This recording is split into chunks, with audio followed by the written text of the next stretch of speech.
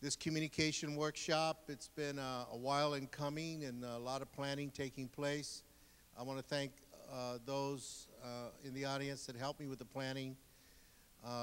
We have today two facilitators that I've gotten to know since August. And we've had a number of meetings and conversations on the phone about moving the people toward better communication, more effective communication in all the things we do. So on my left, starting with Eleanor Barr, she is, her practice is, in fact, facilitation, communication, conflict resolution. She works with a variety of organizations, and if she wants to tell more, that I'll leave it up to her.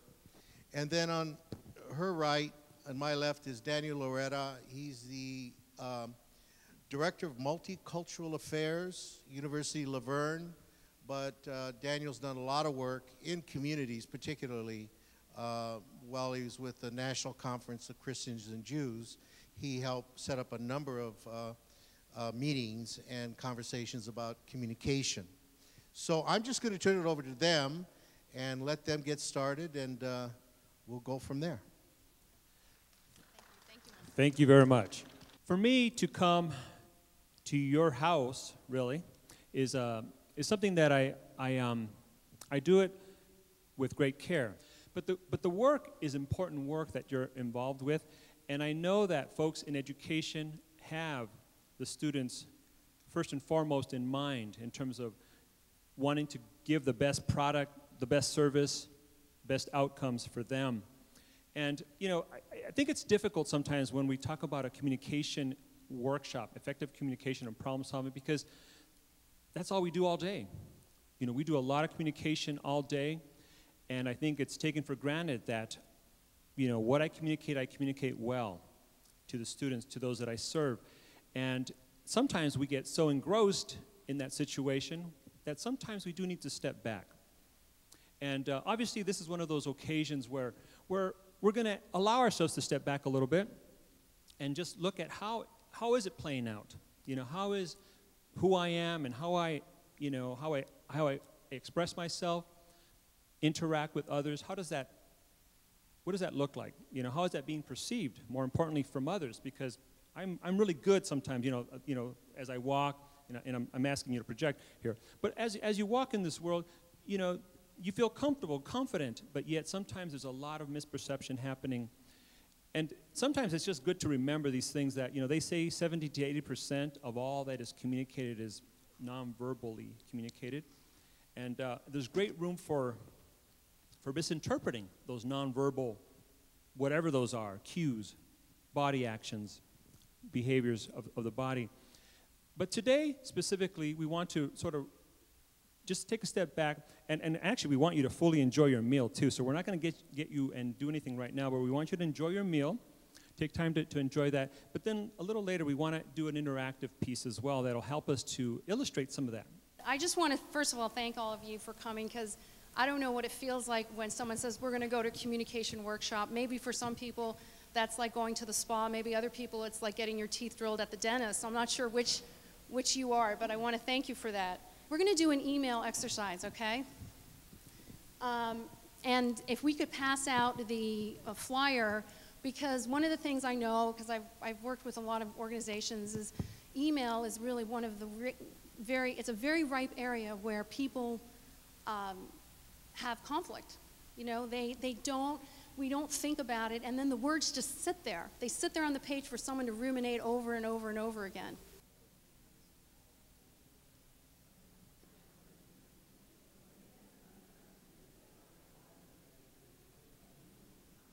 All right, who wants to propose their version of Jane's response? Does anyone want to read theirs? Dan, thanks for bringing your concerns to my attention. Please let me know when you are available to meet so I can explain the delay. So you can, I didn't hear that, so you can explain? I can explain the delay. Okay, great. So what was your purpose for doing that? I mean, did you have a strategy? Face-to-face, because the email thing isn't working out for us, so I want to meet face-to-face so we can be a little bit more excellent, collegial. Excellent. What a great suggestion. Does anyone else have? I see a hand raised. Okay, Diana, do you? Okay, there's two folks back there, so we'll take both of you. Okay. Dan, I'm hoping that you're having a good day. I'm sorry that we're going to be late. Maybe we can get together with the other department directors and work on this together. Thank you. Terrific, terrific. So you were saying you were going to make it a more collaborative approach. Great. Okay. Did you have an idea? Oh, great. So very interesting. My response is very similar to hers. It's basically, Dan, good morning. Hope all is well. I understand your concerns, and I would like to meet with you and the other department directors regarding the contract. Thank you, and have a great day. Great, great. So all of you were doing something. You decided you didn't really want to respond. In the email, you wanted to talk about the substance in person.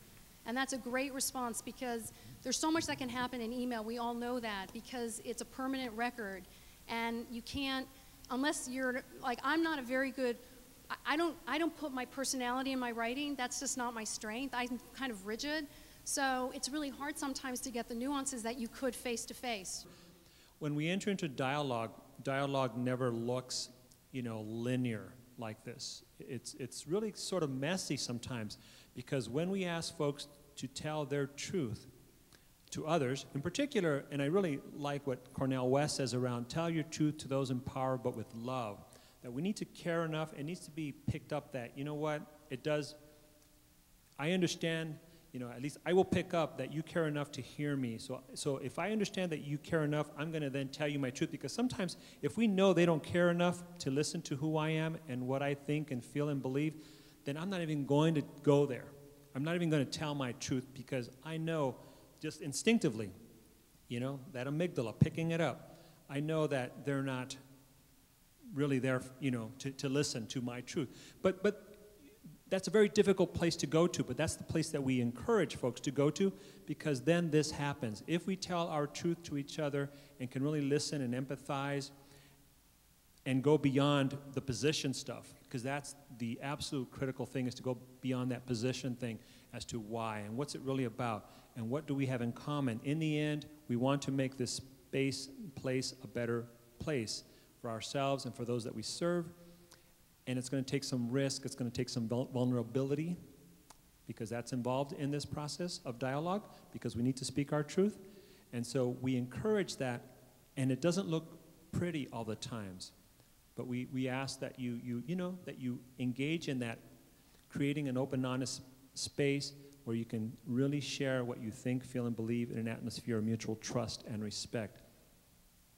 And it's going to take some courage, I think, as well, to go to that place.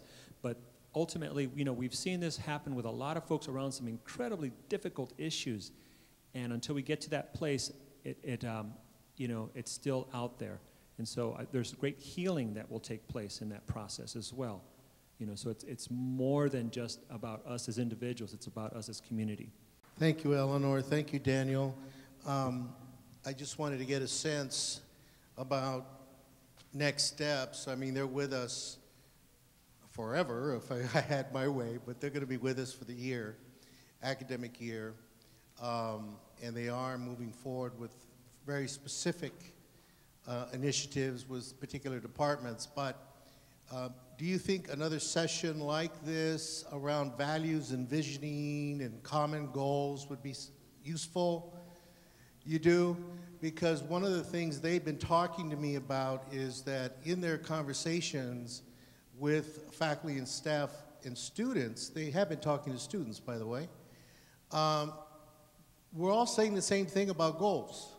We're all talking about common goals, but somehow we differ on how to get there. So I was thinking it would really be great, perhaps in December. I know December is going to be busy, Santa Claus and everything else. But by the way, I'm dressing up like Santa Claus this year. Thank you. And I have been putting on weight, so it's going to work this time. But is maybe in December, if not December, February, having a session on visioning, values, and goals. Do you think you and Eleanor might be able to do that? Okay. Meanwhile, you will see them in and out of the campus as they are moving in different sectors. I want to thank also Louise and the AFT Faculty Guild, because December 4th, all the unions are coming together to sign a pledge of collegiality and civility, and all the union leadership of the campus have agreed to this pledge. I think it's a step that says we are going to work together, we are going to find ways to really reach our goals as a college. So December 4th, that's going to happen, Louise, I think 12 to 1:30 or, okay, and the chancellor's coming, a couple trustees may come, and it'll really be an impressive situation. No college has done this. No college has gotten all the unions together in one place to talk about working together. So my hat's off to Louise and to Monica and the leadership and the membership of the Teamsters and all the groups. SEIU, William, thank you so much. This is good stuff. Why don't you name the people that were involved? There were a lot. We were about 13 or 14 around the table. Stand up. Stand up. I see William in the back, right? Monica, Margie, Ludi, Diana, Kathy Brinkman's been sitting in on our sessions. Suzanne Mignosi was one of the initiators at UCLA last summer. Who are we missing? Zoila, yes. Supervisors Union. Rosalie came to one of our meetings as well. And who else? Oh, Dorothy, where is she? She's gone. Okay, Dorothy as well. No, Julius, no, but he's invited. What's that? Suzanne Mignosi, I mentioned her already. Well, one second. What the plan is this. Our first thing was to address a need for unity because of our elections, which we just finished last week, and that went really well. That was our immediate need, and we addressed it. We have a second phase that we'd like to go into, and it's called the Civility Project. Rutgers University had a 2-year civility project, and it would incorporate ASO. It would bring it to that level. And what it is establishing communication in an atmosphere of diversity. And they did a lot of good things that we can model ourselves after and explore. So we're going that direction. One thing, November 27th, you're all invited to the AFT Guild meeting, which I think will move to this room because we will be talking about this pledge. We want everybody there. Okay, so please come. Thank you, Louise. And Michael Griggs, yes, we're coming to you, ASO, for you to be part of that. So are there any questions? So we're good to go maybe on another session, if not December or February. Okay, thank you all for coming. Take care.